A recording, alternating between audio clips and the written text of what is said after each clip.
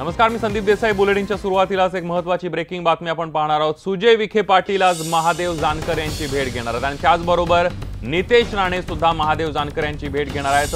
भाजपकडून जागा वाटपात योग्य सन्मान मिळत नसल्याची भावना असल्यानं छोट्या घटक पक्षांमध्ये अस्वस्थता आहे आणि भाजपवर दबाव वाढवण्यासाठी छोट्या मित्रपक्षांची मोड बांधण्याच्या हालचालींना सुरुवात झालेली आहे. आपण बघतोय की आता त्यामुळे नितेश राणे महादेव जानकर यांची भेट घेणार असल्याची माहिती कळते आहे. सुजय विखे पाटील सुद्धा महादेव जानकर यांची भेट घेणार आहेत. कुठेतरी जागा वाटपानंतर महादेव जानकर आणि जे मित्रपक्ष आहेत सगळे भाजपचे छोटे छोटे ते नाराज असल्याचं कळतंय. विवेक कुलकर्णी आपले प्रतिनिधी आपल्या सोबत आहेत. विवेक, आतापर्यंत आपण युती संदर्भातल्या ज्या काही बातम्या पाहिल्या त्या शिवसेना आणि भाजप या दोन्ही पक्षांसंदर्भातल्या आहेत.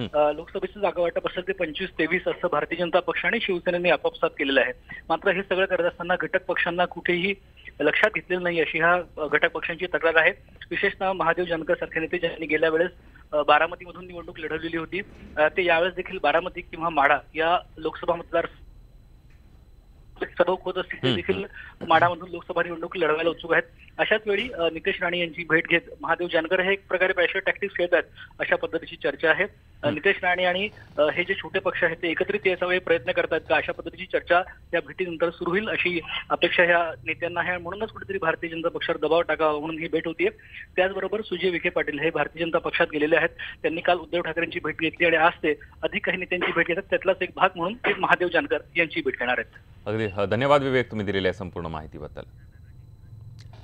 यानंतर पुढची एक ब्रेकिंग बातमी येते. लोकसभा निवडणुकीसाठी भाजपची पहिली यादी आता जवळपास निश्चित करण्यात आली असून पहिल्या यादीमध्ये नितीन गडकरी, रावसाहेब दानवे यांची नावं असल्याची माहिती आहे. विशेष म्हणजे पुणे लोकसभा मतदारसंघातून खासदार अनिल शिरोळे यांच्या उमेदवारीवर मात्र अद्यापही निश्चिती नाहीये. लवकरच ही पहिली यादी जाहीर होणार आहे. नागपुरातून नितीन गडकरी, चंद्रपूरमधून हंसराज अहिर, जालन्यामधून रावसाहेब दानवे, अकोल्यातून संजय धोत्रे, भिवंडीमधून कपिल पाटील तर गडचिरोलीमधून अशोक नेते यांच्या नावावर चर्चा सुरू आहे आणि ही नावं जवळपास निश्चित झालेली असल्याचं मानलं जात आहे.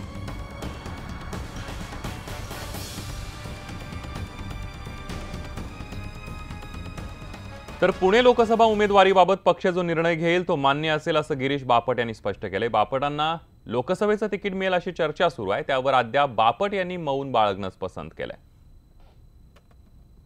असं आहे की मी भारतीय जनता पार्टीचा कार्यकर्ता आहे आणि आमच्या सगळ्यांवरच संस्कार असतात. त्यामुळे पक्ष योग्य तो निर्णय घेतो.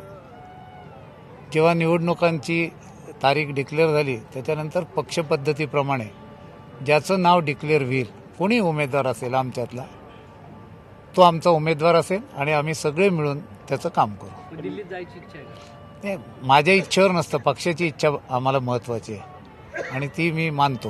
पण तुमचा अग्र क्रमांक आहे, कार्यकर्त्यांची पण मागणी आहे की भाऊच पाहिजे दिल्लीमध्ये, असं काही नाही. हक्काचा माणूस आमचा म्हणून नाही, हक्काचा मी कुठे गेलो तरी हक्काचाच आहे सगळ्यांचा, कारण मी कार्यकर्त्यांवर प्रेम करणारा आहे. संघटनेत मला जास्ती ओढ आहे. मी इतके वर्ष संघटनेचं काम केलं. पण शेवटी पक्षशिस्त आणि पक्षाचा निर्णय हा शिरसावंद असतो आणि तो मानणारा मी आहे. आम्ही सगळेच जण आहोत, आमच्याकडे काही तो प्रॉब्लेम नाही आहे.